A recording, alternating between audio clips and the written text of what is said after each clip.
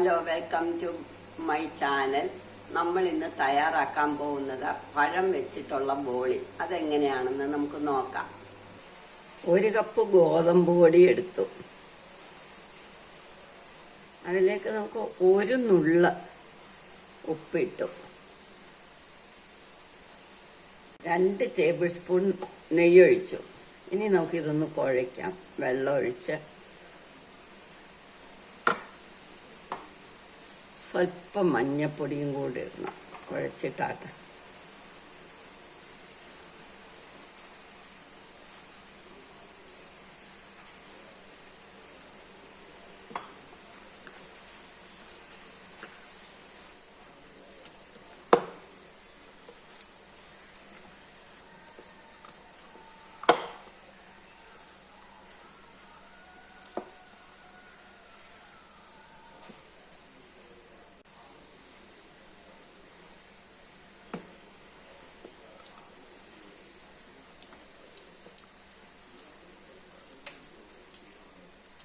ഇനി ഇത് നമുക്കൊരു 10 മിനിറ്റ് അടച്ചു വെക്കാം. ഇങ്ങോട്ട് മാറ്റി വെക്കാം.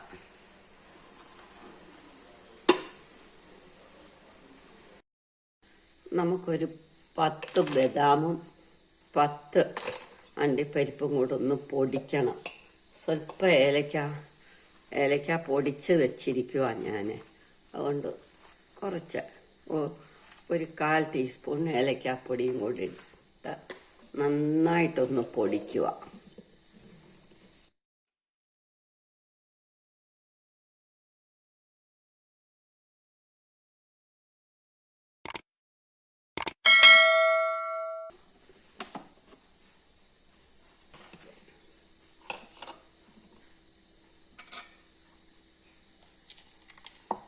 ഇപ്പം ഇത് നല്ല ഫൈൻ പൗഡറായി. ഇത് നമുക്കൊരു പാത്രത്തിലോട്ട് എടുക്കാം.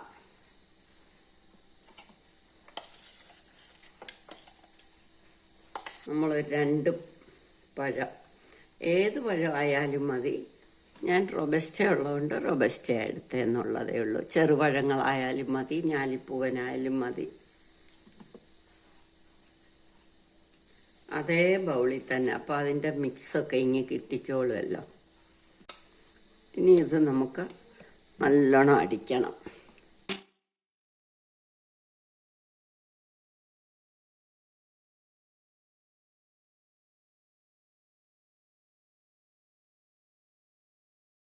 തവ അടുപ്പേ വെച്ചിട്ട് ഒരു നോൺ സ്റ്റിക്കാണ് നല്ലത്, ഏതായാലും മതി.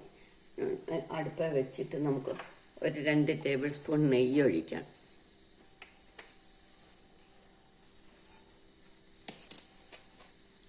മൂന്ന് ടേബിൾ സ്പൂൺ റവ ഇട്ടു. റവ നന്നായിട്ടൊന്ന് വറക്കണം.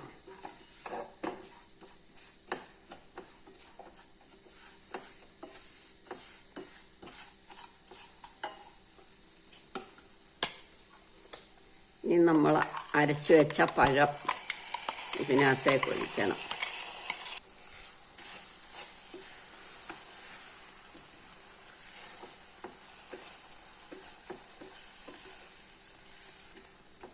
പഴം ഒന്ന് വെന്ത് കഴിയുമ്പോൾ പരിപ്പും ബദാമും പൊടിച്ചതിടണം.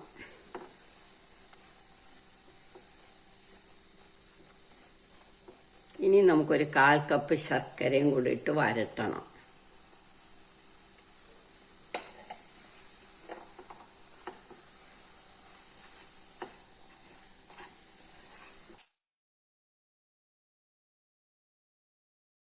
എല്ലാം നന്നായിട്ട് ഉരുകി പിടിക്കണം.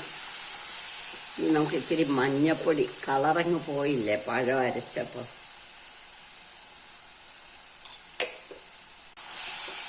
അപ്പം ഇത് നല്ല കട്ടിയായി. ഇനി ഇത് നമുക്ക് വേറൊരു പാത്രത്തിലേക്ക് വെക്കാം.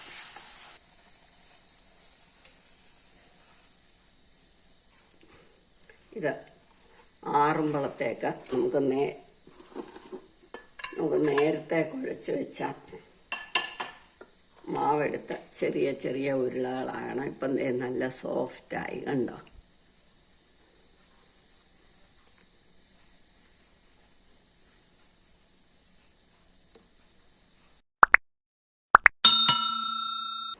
ഇപ്പം ഇതെല്ലാം ഉരുട്ടി കഴിഞ്ഞു.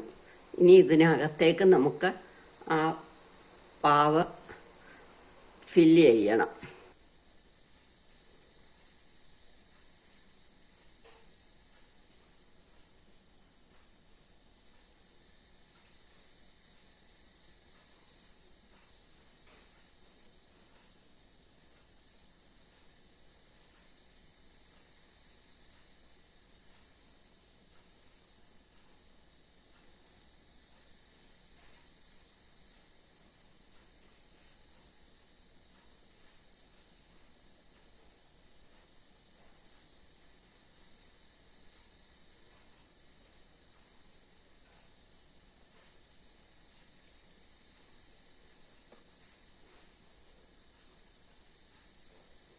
ഇപ്പം ഇതെല്ലാം ഉരുട്ടിയും കഴിഞ്ഞ് ഇനി നമുക്ക് പരത്താം.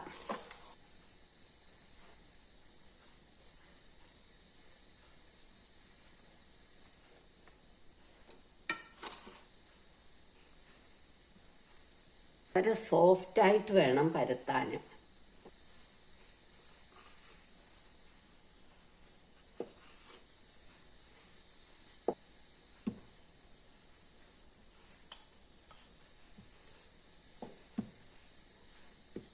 അടുപ്പേ വെച്ചു.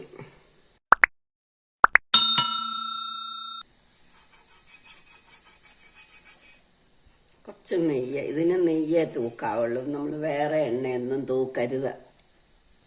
ഇനി നമുക്ക് തവയിലേക്ക് ഇടാം.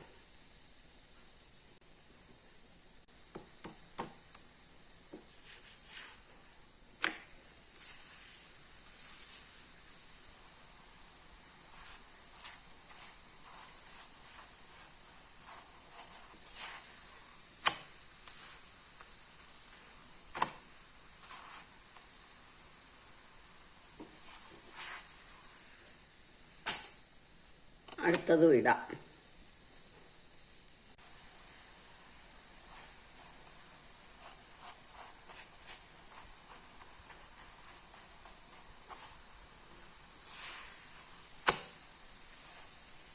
ഇങ്ങനെ പൊന്തി വരുമ്പോൾ നമ്മൾ എടുക്കണം. ഇങ്ങനെല്ലാം ഉണ്ടാക്കിയെടുക്കാം.